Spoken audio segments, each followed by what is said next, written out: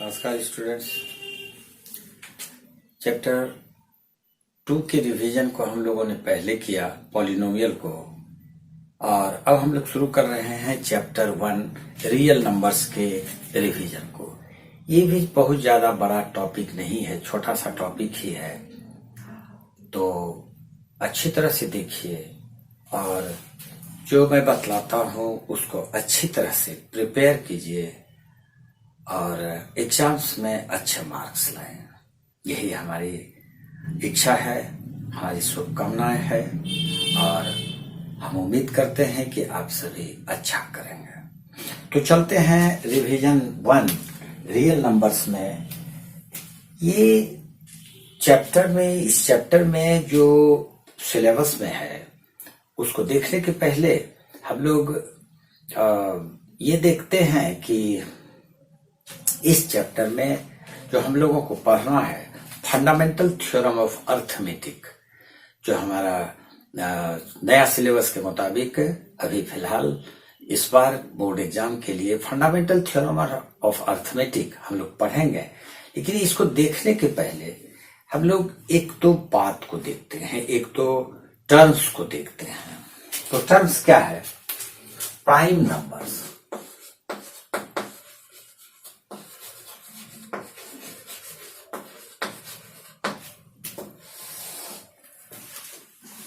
Prime numbers किसे कहते हैं? प्राइम नंबर्स वो नंबर्स है जिसका कि फैक्टर इससे स्मॉलर नेचुरल नंबर ना हो। मतलब कहने का मतलब है कि ऐसा नेचुरल नंबर जिसका कि फैक्टर्स इससे छोटा नेचुरल नंबर ना हो। जैसे हम लोग कुछ नंबर्स को लिखते हैं 1, 2, 3, 4, 5, 6, 7। ये जो 6-7 नंबर्स हमने लिखा है बोर्ड पर, इसमें 1 को छोड़ देते हैं, इसको हटा दीजिए। इसके बाद से जो ये हमारा सीरीज चलता है, इन्हीं नंबर्स में हमको प्राइम नंबर्स ढूंढना है। तो प्राइम नंबर्स जैसे कि 2 आ जाता है, तो 2 का फैक्टर अगर देखें तो ये आता है 1 into 2। ठीक है। 3 को अगर हम लेते हैं तो 3 आता है 1 into 3। ठीक। फिर 4 को अगर हम लेते हैं तो ये आता है 1 into 2 into 2। यहां पर रुकना उचित है, क्योंकि अभी मैंने बतलाया कि ऐसा नंबर्स जिसका फैक्टर उससे छोटा ना हो। तो यहां पर 4 को देखें, 4 का फैक्टर 2 आ रहा है और 2 4 से छोटा यानी स्मॉलर नंबर है, तो हम इसको प्राइम नंबर में नहीं रखेंगे।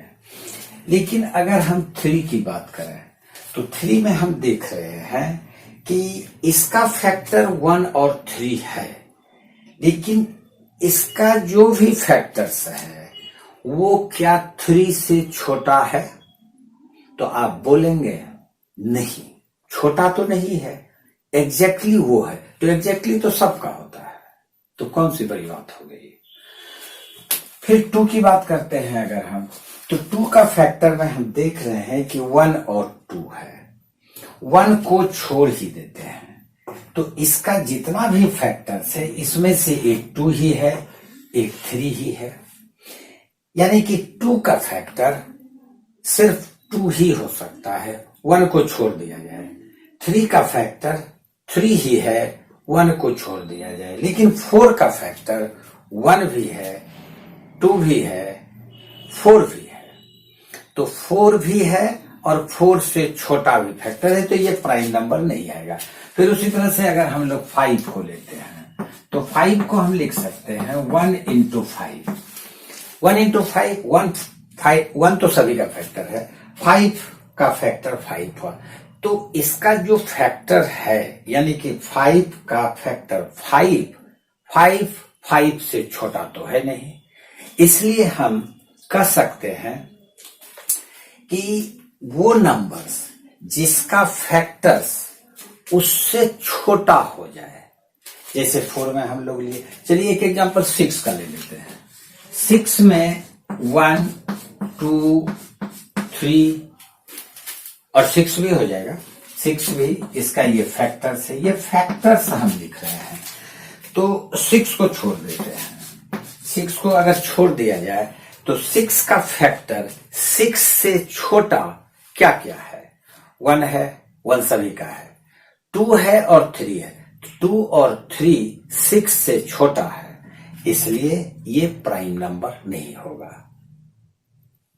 तो प्राइम नंबर्स उस नंबर्स को कहते हैं जिसका फैक्टर 1 को छोड़कर उससे छोटा ना हो, तो हम उसको प्राइम नंबर कहते हैं। अब प्राइम नंबर के बाद एक नंबर आ जाता है कंपोजिट नंबर। Composite numbers. तो ये जो दो नंबर्स है, प्राइम नंबर्स और कंपोजिट नंबर, इस चैप्टर के लिए बहुत ही इंपॉर्टेंट है, क्योंकि इसी दोनों पर ये चैप्टर बेस्ड है। और हम लोग जो फंडामेंटल थ्योरम ऑफ अर्थमेटिक पढ़ेंगे वो इसी दोनों से रिलेटेड है।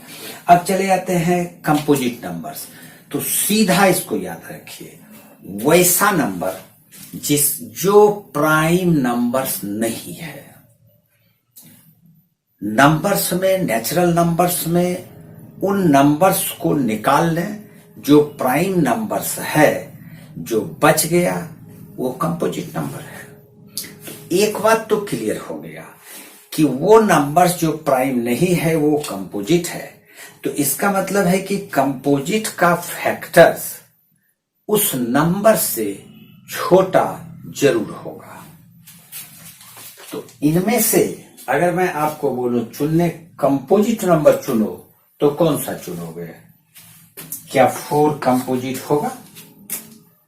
होगा, बिल्कुल होगा, क्योंकि इसका फैक्टर इससे छोटा है। तो ये प्राइम नंबर तो हुआ नहीं, तो कंपोजिट हो गया।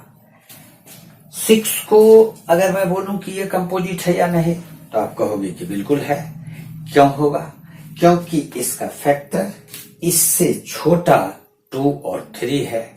दूसरा वजह है कि ये प्राइम नंबर नहीं है, तो कंपोजिट नंबर है। तो क्लियरली आप समझ गए होंगे प्राइम नंबर्स क्या है, कंपोजिट नंबर क्या है। अगर 1 to 10, 8, 9 और 10 को अगर मैं बोलूं कि प्राइम नंबर को सर्किल करो, प्राइम नंबर को सर्किल करो और कंपोजिट नंबर को रेक्टेंगल में रखो, तो देखें क्या आता है। प्राइम नंबर को सर्किल में करो, प्राइम नंबर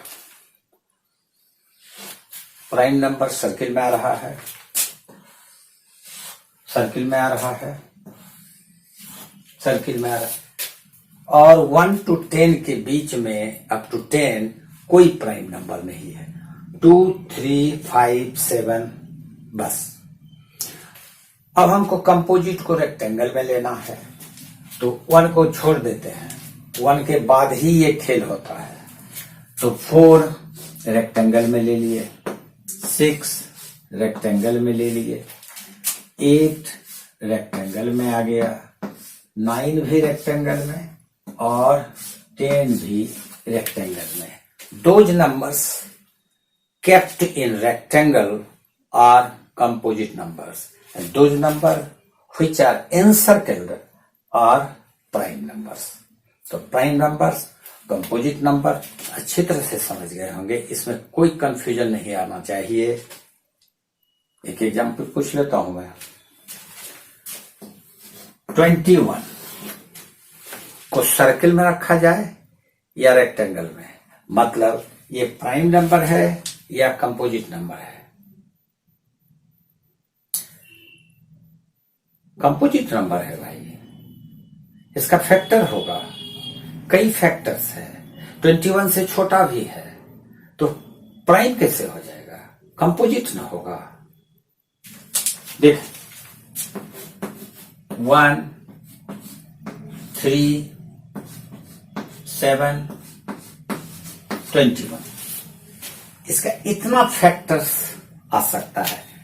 21 3 से भी डिविजिबल है, 21 7 से भी डिविजिबल है, और फिर उसके बाद ये सिर्फ 21 से ही डिविजिबल है।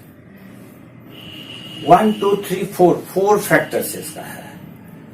जबकि प्राइम नंबर का सिर्फ वो खुद अपना एक फैक्टर होगा, बाकी उसका कोई फैक्टर नहीं होता है एक को छोड़कर। तो यहां पर दूसरा वजह है कि इसका 3 और 7 जो फैक्टर्स है वो 21 से छोटा है। तो अगर किसी नंबर का फैक्टर्स उस नंबर से छोटा हो तो हम उसको प्राइम नंबर नहीं बोलेंगे, वो कंपोजिट होगा। तो इसको किस में रखेंगे? सर्किल में कैसे रख दिए? ये तो रेक्टेंगल में रखा जाएगा, गलत बना दिया। इसको इस तरह से रखते हैं, क्योंकि कंपोजिट नंबर को रेक्टेंगल में रखना है, ना कि सर्किल में। अच्छी तरह से समझ गए होंगे, ठीक है। अब हम लोग चलते हैं फंडामेंटल थ्योरम ऑफ अर्थमेटिक। जबरदस्त टॉपिक है, अच्छी तरह से समझो, ध्यान को पूरा यहां रखोगे, क्लियर समझ जाओगे। देखते हैं फंडामेंटल थ्योरम ऑफ अर्थमेटिक क्या कहता है। फंडामेंटल थ्योरम ऑफ अर्थमेटिक ये कंपोजिट नंबर का ही एक बेहतरीन खेल है, एक ऐसा मनोरंजन देता है, एक ऐसा बेहतरीन टॉपिक है ये, जो कि बेस्ड है कंपोजिट नंबर पर ही। प्राइम नंबर की बात नहीं करेंगे, ऐसी बात नहीं है। कंपोजिट नंबर से क्या निकल रहा है, एक एग्जांपल से देखते हैं। 42 प्राइम नंबर है या कंपोजिट नंबर है, पहले ये डिसाइड कर लो। स्क्वायर में रखोगे कि रेक्टेंगल में रखोगे, मतलब सर्किल में रखोगे कि रेक्टेंगल में रखोगे। तो ये कंपोजिट नंबर है। कंपोजिट नंबर है तो इसको हम लोग रेक्टेंगल में रख लेते हैं। रख लिए, पहचान के लिए बोल रहा हूं मैं। इसका फैक्टर्स क्या क्या होगा, इसका फैक्टर्स हम लोग पहले निकालते हैं। तो 42 का फैक्टर्स जो निकालते हैं, फैक्टर 3 पढ़े होगे ना, वही है। 2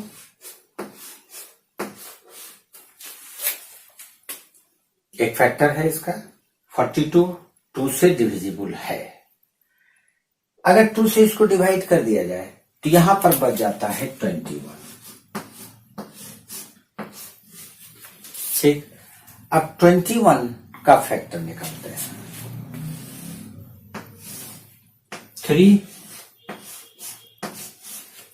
और जब 21 में 3 से डिवाइड किया जाएगा तो क्या बचेगा? 7। इससे ज्यादा अब कुछ होने वाला है नहीं, है कि नहीं? तो यहां रोक लेते हैं। अब देखें कि इसका फैक्टर क्या क्या है।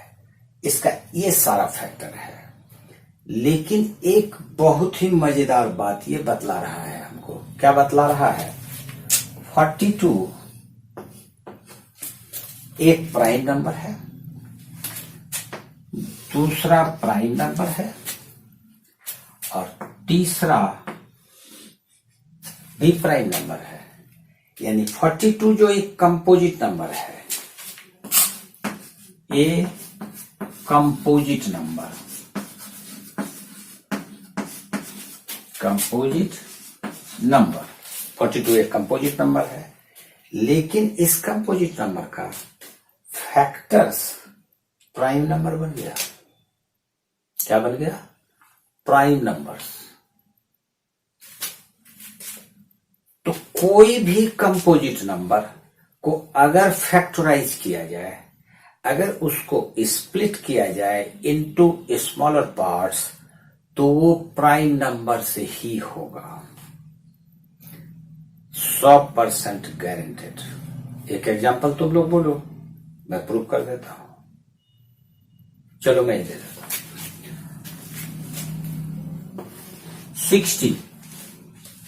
60 तो कंपोजिट नंबर है। 60 नॉट ए प्राइम नंबर। अब इसको स्प्लिट करते हैं। इसको रिजॉल्व करते हैं फैक्टर्स में। चलिए सबसे पहले 2 ले लेंगे, 1 का कोई गुंजाइश नहीं है, यहाँ 2 से ही शुरू करेंगे। तो 2 ले लिए, अगर 2 से इसमें डिवाइड कर देते हैं तो क्या बच जाता है? 30 बच गया। अब ई तो रुक जाएगा, लेकिन ये चलेगा, इसको चलाओ। ये जब चलेगा तो फिर ये 2, ये फिर रुक जाएगा, लेकिन इधर चलेगा। 2 से जब इसको डिवाइड करेंगे तो 15 बच जाएगा, 15।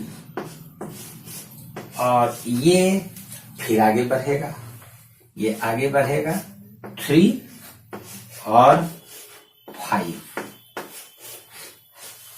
अब नहीं होगा। तो 60 जो कि एक कंपोजिट नंबर है, ये किस में रिजॉल्व हुआ, किस में ब्रेक हुआ, किस में टूटा, इसका फैक्टर्स क्या क्या है? तो 2, 2,